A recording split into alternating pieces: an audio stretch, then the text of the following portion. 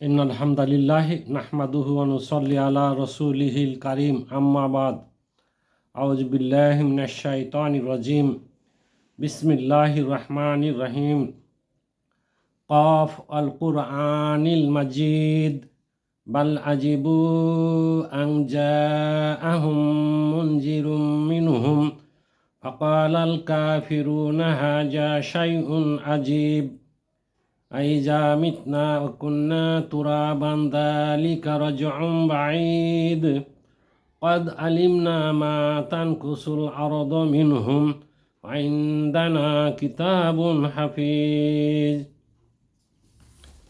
সকল প্রশংসা বিশ্বজাহানের প্রভু প্রতিপালক আল্লাহ রাব্বুল আলামিনের জন্য, অথবা তাঁর প্রেরিত মহামানব জনাবে রাসূলুল্লাহ সাল্লাল্লাহু আলাইহি সাল্লামের প্রতি অগণিত দ্রুত শান্তির ধারা অবতীর্ণ হক। সম্মানিত শ্রোতামণ্ডলী, আজকে আমি সূরা কাফের প্রথম কয়েকটি আয়াতের তাফসীর করব ইনশাআল্লাহুল মুস্তাআন। ওমা তাওফিকি ইল্লা বিল্লাহ। মহান রব্বুল আলামিন তার পবিত্র কালাম প্রেরণ করেছেন তাঁর প্রিয় নবী জনাবে রাসূলুল্লাহ সাল্লাল্লাহু আলাইহি সাল্লামের প্রতি। তার মধ্যে সূরাতুল কাফ একটি অন্যতম সূরা। যে সূরাটি অবতীর্ণ করেন তাকে বলা হয় কোরআনের একটি বাউন্ডারি। এর মধ্যে আল্লাহ রাব্বুল আলামিন যে সমস্ত বিষয় নিয়ে আলোচনা করেছেন তা অধিকাংশই পুরো কোরআনের মধ্যে রয়েছে। এই জন্য অনেক মুফাসসিরিন ইকরাম সহিহ মুসলিম থেকে এবং সুনানে আরবা থেকে হাদিস এনে তারা দেখিয়েছেন যে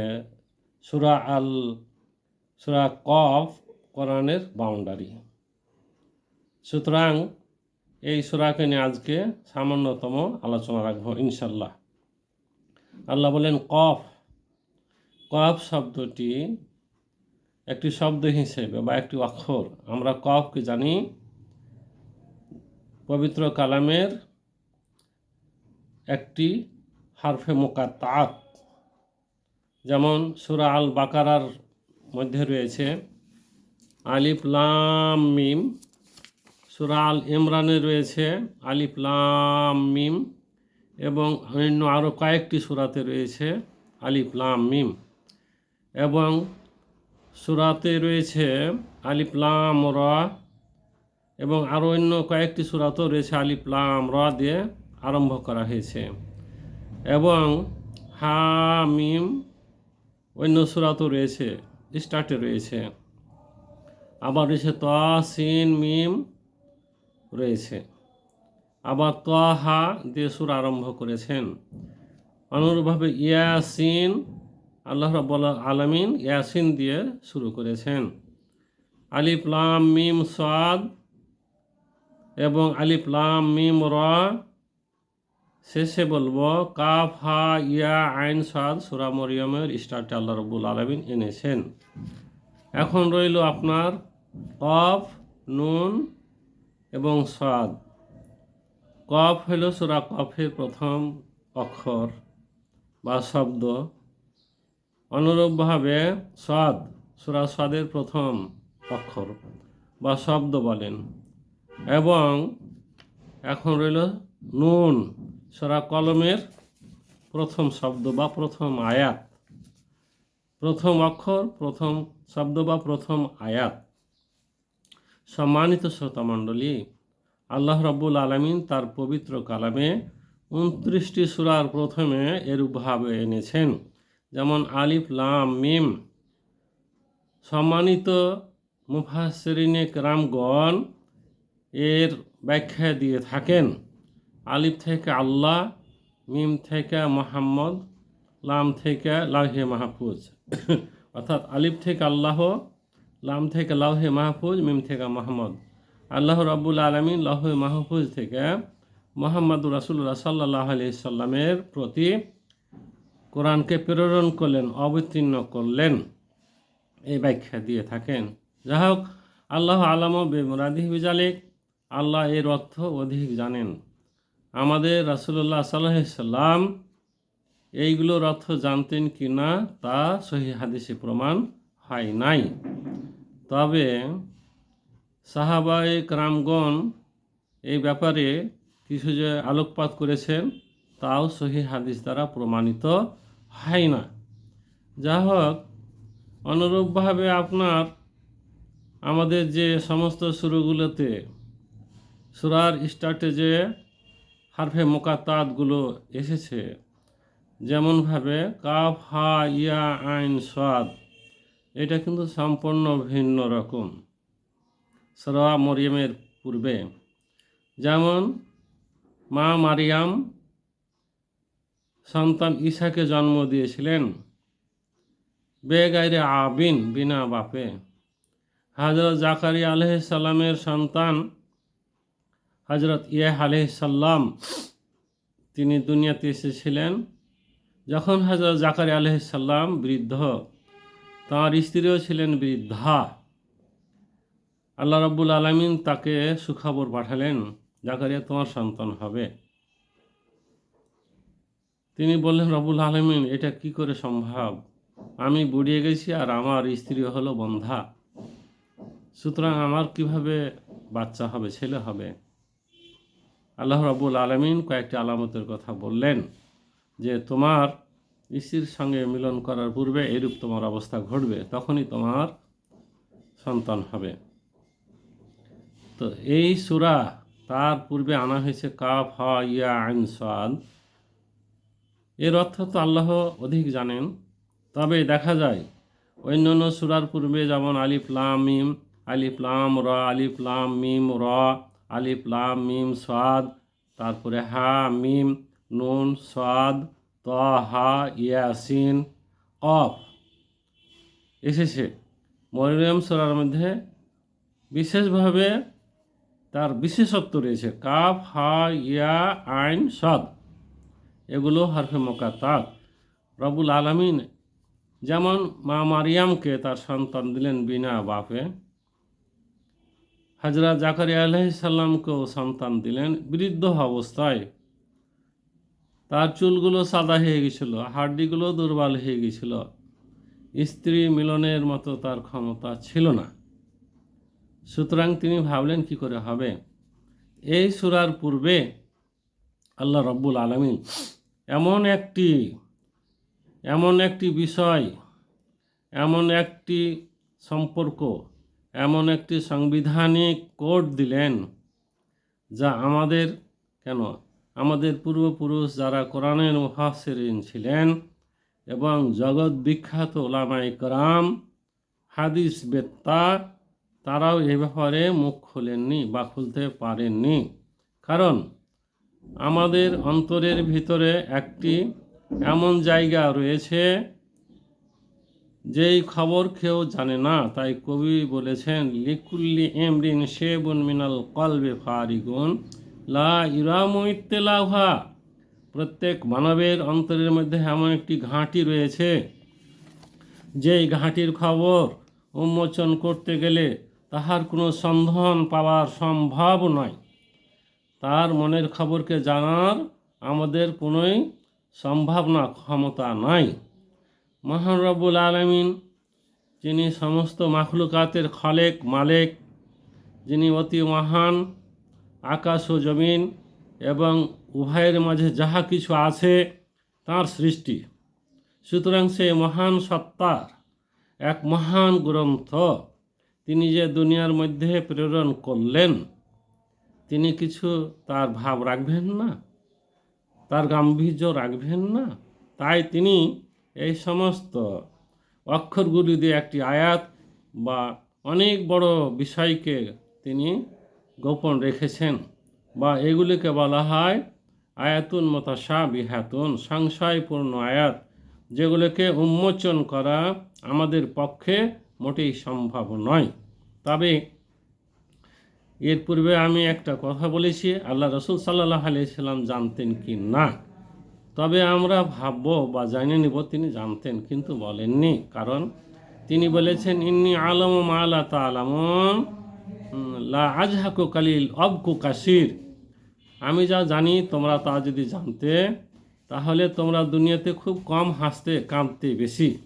সুতরাং জনাবে রাসূলুল্লাহ সাল্লাল্লাহু আলাইহি ওয়াসাল্লাম এই ব্যাপারে হয়তো জানতেন, কিন্তু তিনি বলেননি, কারণ এর ভাব গাম্ভীর্য মহান রব্বুল আলামিন কোনো শব্দ দ্বারা বলেননি। তবে সূরা ইয়াসিন এই ব্যাপারে অনেক ওলামায়ে কেরাম বলেছেন, আল্লাহ রসুল সাল্লাল্লাহু আলাইহি সাল্লামকে আল্লাহ ইয়াসিন বলে সম্বোধন করেছেন, কিন্তু কোনো জায়গাতে আল্লাহ বলেন ইয়া মুহাম্মদ, যেমন এখানে ইয়াসিন বলা হয়েছে। আবার তিনি বলেছেন একজন নবী আসবেন, নাম হল আহমদ। আবার বলেছেন মুহাম্মাদুন রাসূলুল্লাহ, কিন্তু ইয়া মুহাম্মদ, হে মুহাম্মদ, এইভাবে কোথাও তিনি বলেননি। তার রাসূলকে রাসূল বলে সম্বোধন করেছেন, মুহাম্মাদুর রাসূলুল্লাহ, মুহাম্মদ আল্লাহ রাসূল বলে বলেছেন, আহমদ আসবেন এই শুভ সংবাদ প্রদান করেছেন। তাই ইয়াসিন আরবের একটা প্রচলিত প্রথা ছিল, খুবই উচ্চ পর্যায়ে সম্মানিত প্রখর ব্যক্তিত্ব হলে তারা ইয়াসিন বলতেন। ইয়াসিন অর্থাৎ তার মর্যাদা, সম্মান, সম্ভ্রকে সামনে রেখে তারা ইয়াসিন বলতেন। বা কোনো মেহমান আসলে তাকে বলতেন জাইফুন আল আমাসেল, আমাদের সম্মানিত মেহমান। যেমন আমরা বলি, ইংলিশে বলা হয় মিস্টার প্রেসিডেন্ট, আমাদের বাংলা ভাষায় বলা হয় মহামান্য প্রেসিডেন্ট, অত্যন্ত সম্মান দিয়ে, যেহেতু আমাদের রাষ্ট্র অধিনায়ক। মহান রব্বুল আলামিন তার হাবিবকে তিনি কখনো ইয়া মুহাম্মদ বলে ডাক দেননি।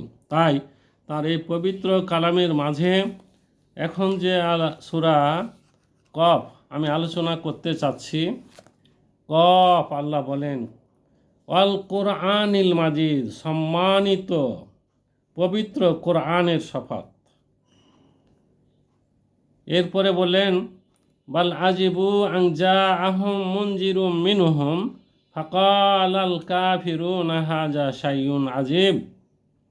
বরং এই সমস্ত লোকেরা, মক্কার অধিবাসীরা খুব আশ্চর্য হয়েছে, তাহাদের মধ্যে একজন তাহাদেরকে সতর্কবাণী শোনানোর জন্য এসেছেন। বাল আজিবু, তারা আশ্চর্য হয়েছে, আন জাআহুম মুনজিরুম মিনহুম, তাহাদের মধ্যে একজন সতর্ককারী, তাদেরকে সতর্ককারী এসেছে।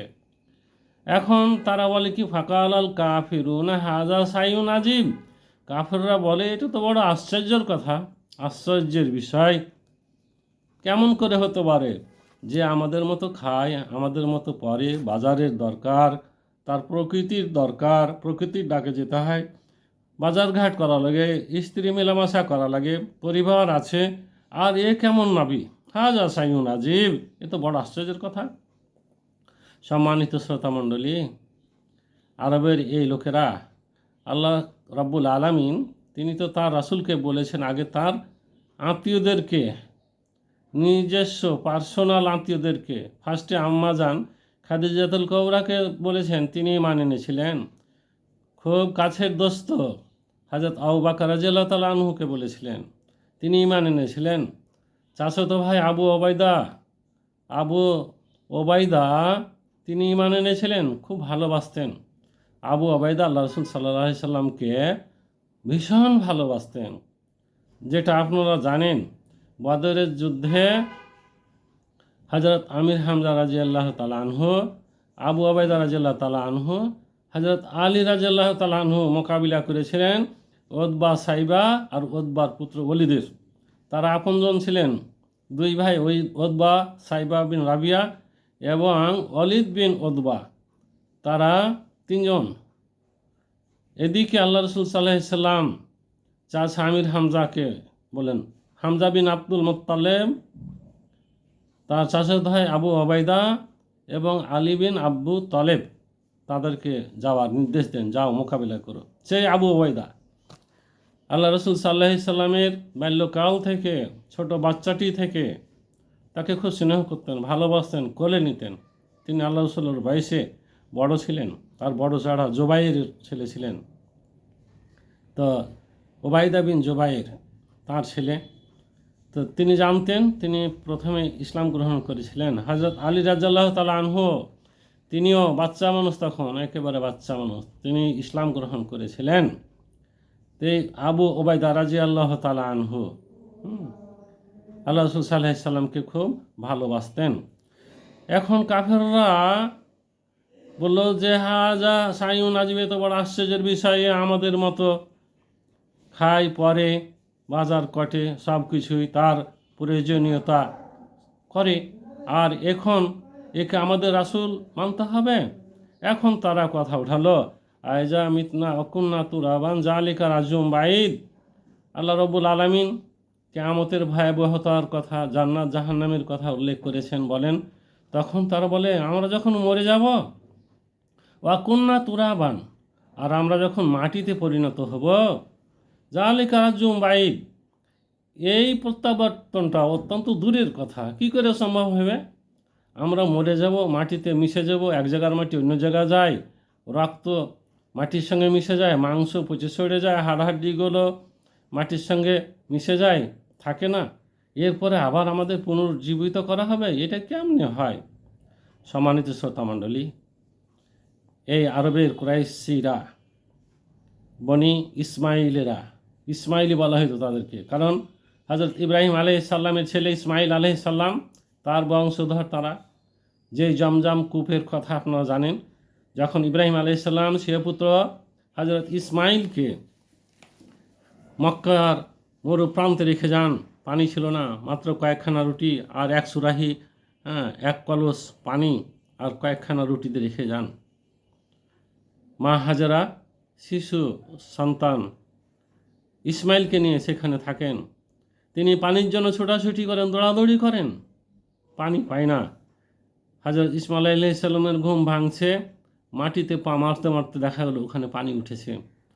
মা হাজেরার শরীরে প্রাণ ফিরে আসলো, ধড়ে প্রাণ ফিরে আসলো। তিনি দেখলেন, আলহামদুলিল্লাহ, আল্লাহ পানির ব্যবস্থা করেছেন। শিশু ইসমাইলের পায়ের খোঁচাতে খোঁচাতে সেখানে জমজম কূপ, যেটা আপনারা হজ করতে যান, যেই পানি নিয়ে আসেন এবং আমরা বরকতময় পানি হিসেবে পান করে থাকি, ইসমাইলের পায়ের আঘাতে, পায়ের খোঁচায় খোঁচায় এই পানি আল্লাহ রব্বুল আলামিন ব্যবস্থা করলেন। তারা ইসমাইলি, যে ইব্রাহিম আলাইহিস সালামকে নমরুদ আগুনের মধ্যে নিক্ষেপ করেছিলেন, কারণ তার অপরাধ ছিল মূর্তিগুলোকে ভেঙেছিলেন।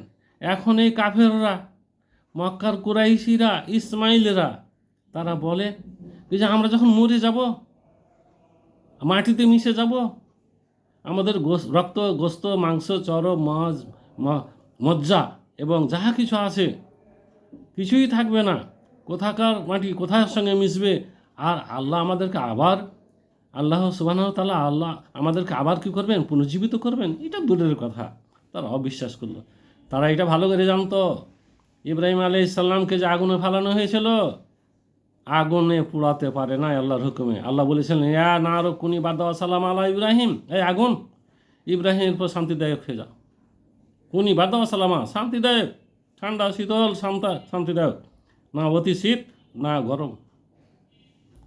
সেই ইব্রাহিম আলাইহিস সালামের বংশধর। ইব্রাহিম আলাইহিস সালাম আল্লাহকে বলেছিলেন, আল্লাহ রাব্বুল আলামিন, আপনি কীভাবে মৃত্যুকে জীবন্ত করেন? কাইফা তুহিল মাউতা, আপনি কীভাবে মৃত্যুকে জীবন দান করবেন? আল্লাহ রাব্বুল আলামিন বলেন, আওয়ালাম তুমেন কলা বালা, এই ইব্রাহিম তুমি কি মানানো নাই? ইব্রাহিম আলাইহিস সালাম বলেন, কেন না, হ্যাঁ আমি তুই মেনে নিয়েছি। কলা বালা ফাঁকু যার বা তামিনাত পায়ের, তুমি 4টি পাখি ধরো, সেগুলোকে টুকরো টুকরো করো, পাহাড়ে রেখে আসো, তারপরে সেগুলোকে তোমার কাছে লালন পালন করো এবং ডাক দাও, পরে জবাই করে তাকে ডাক দাও, সেগুলো ফিরে আসবে। আল্লাহ মৃত্যুকে জীবন্ত করে দেখিয়ে দিয়েছিলেন। তারা জানতো, তারা যখন আড্ডাখানায় বসতো, মক্কার হিতিমে বসতো, তারা যখন, আমরা এখন চা চক্র বলি, তখন তো এরূপভাবে চা চক্র তারা করতো না। তারা খোশ মেজাজ করতো, কেউ শরাব পান করতো, নানান অশ্লীল, অবৈধ, অশ্লীল অবান্তর কথাবার্তা নিয়ে তারা কবিতা আবৃত্তি করত, বংশের মান মর্যাদা নিয়ে আলোচনা করত, গীবত নিয়ে চর্চা করত, বিভিন্ন ধরনের নানাবিধ কথা, অশ্লীল বাক্য লাভ করত। আর তারা এই গর্ব করত যে আমরা ইসমাইলি, আমরা ইব্রাহিম আলাইহিস সালামের বংশধর, যে ইব্রাহিমকে আল্লাহ রাব্বুল আলামিন মৃত্যুকে জীবন্ত করে রাখিয়েছিলেন, তারা এগুলো গল্প করতো। আর আজকে তারা মনে হয় কিছুই জানে না।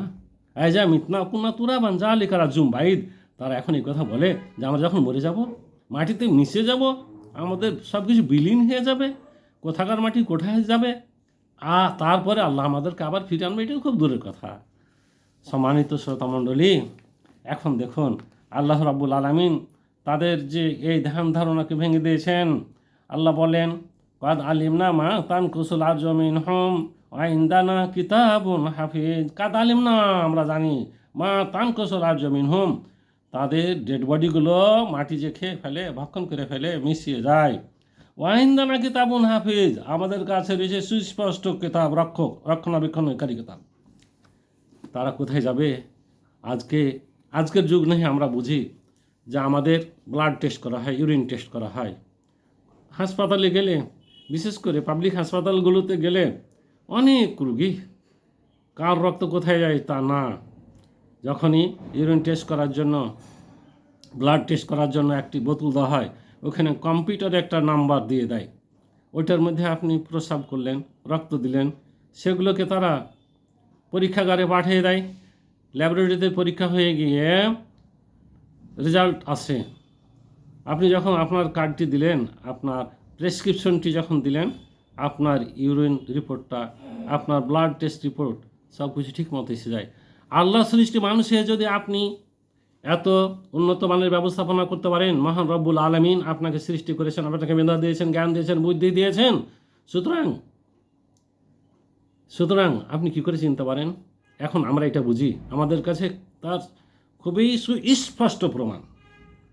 তখন তাদের ল্যাব ছিল না, তারপরে তারা জানতো যে আল্লাহ আমাদেরকে সৃষ্টি করেছেন। হযরত সুলাইমান আলাইহিস সালামের ঘটনা, হযরত ওজাইর আলাইহিস সালামের ঘটনা, তারা তো জানতো ওজাইর আলাইহিস সালামকে 100 বছর মৃত্যু পর্যন্ত রেখে দিয়েছিল, কিন্তু তার খানা পানিগুলো, খাবার এবং পানি অক্ষত অবস্থা ছিল, কিন্তু তার গাধাটি মরে পচে সরে একেবারে হাড়হাড্ডিগুলো ছড়িয়ে ছিটিয়ে গিয়েছিল। মাংস ছিল না, রক্ত ছিল না, চামড়াও ছিল না, কিছুই ছিল না, হাড়হাড্ডিগুলো পড়েছিল।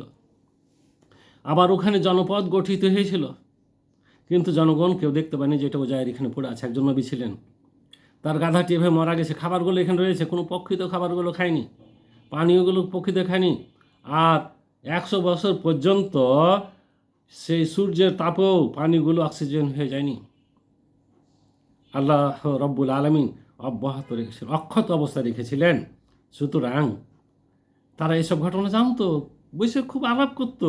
কিন্তু যখন আমাদের প্রিয় নবী সাল্লাল্লাহু আলাইহি সাল্লাম মহান রব্বুল আলামিনের মহান দায়িত্বকে নিয়ে আসলেন, তখন তারা অস্বীকার করলো, অবিশ্বাস করলো।